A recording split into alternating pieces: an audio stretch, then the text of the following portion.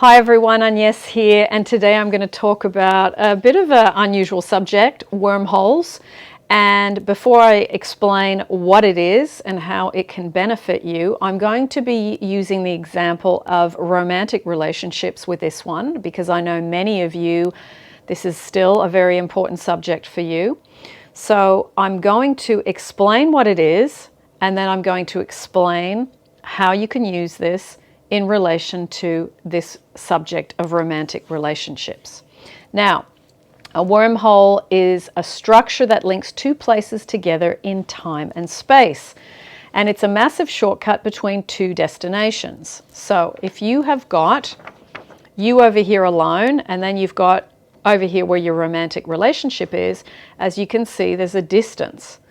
And many of you are working along here to get to over here by doing lots of different law of attraction, Neville, Florence, Abraham Hicks, to get over here. Now, if I am folding this paper, you can see that the distance between you being alone and you being where your romantic relationship is has diminished and decreased dramatically, okay? So how do we do this in terms of law of attraction? How do we do this in terms of using the techniques that we know?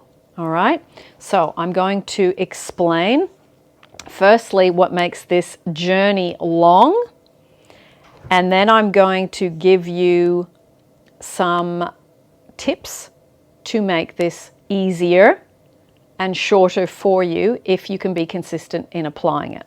All right.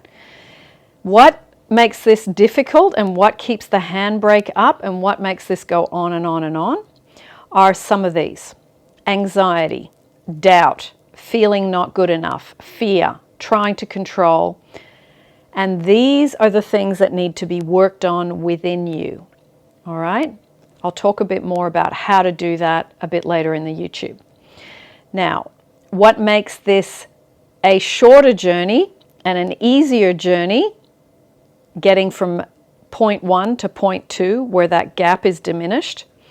It's getting into a state of lovedness. It's getting into a state of peace. It's being relaxed. It's feeling free and happy.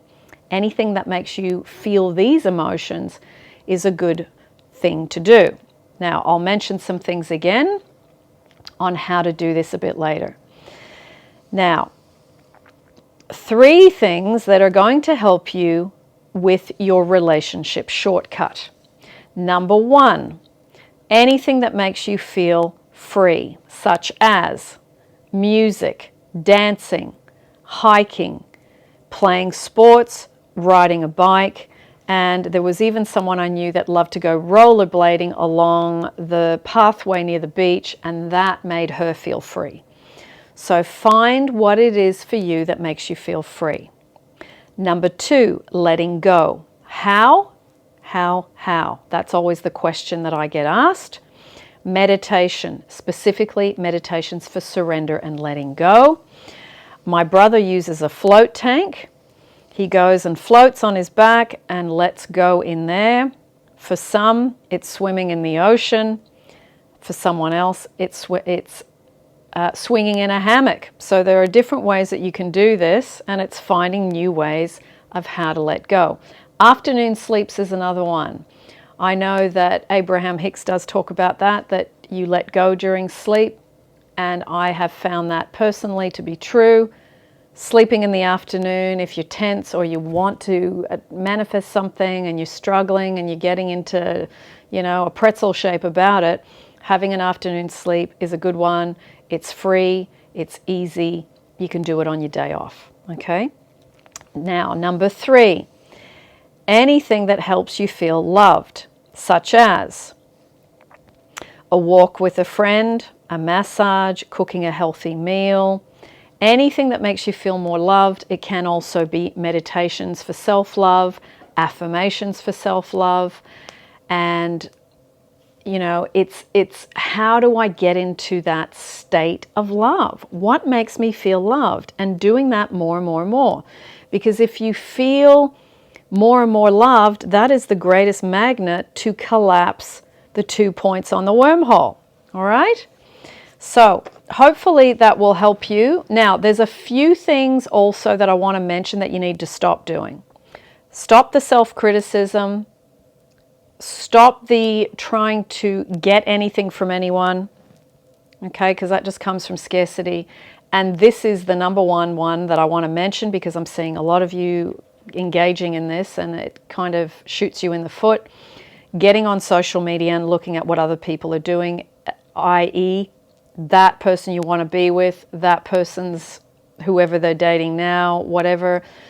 If you can really protect yourself mentally and emotionally and give up this one habit, because it destabilizes you so badly, it puts you in a state of feeling not good enough, not loved, and it puts you in those states that are exactly the opposite of what you need to be in to attract this wonderful romantic relationship. Okay? And you need to start doing more of this.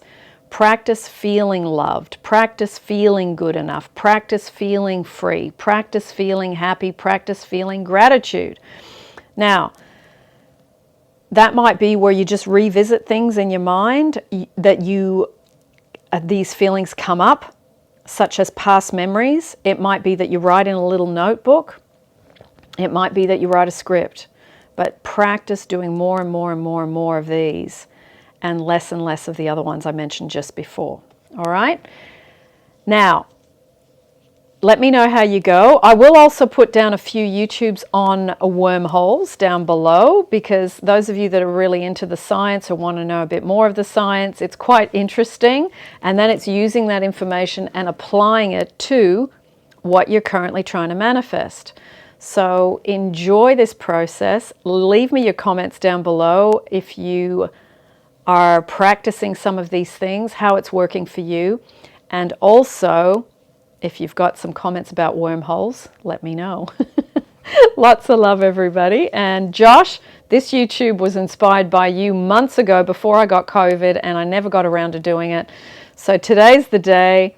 Josh, this is inspired by our quirky little conversation about wormholes. Lots of love.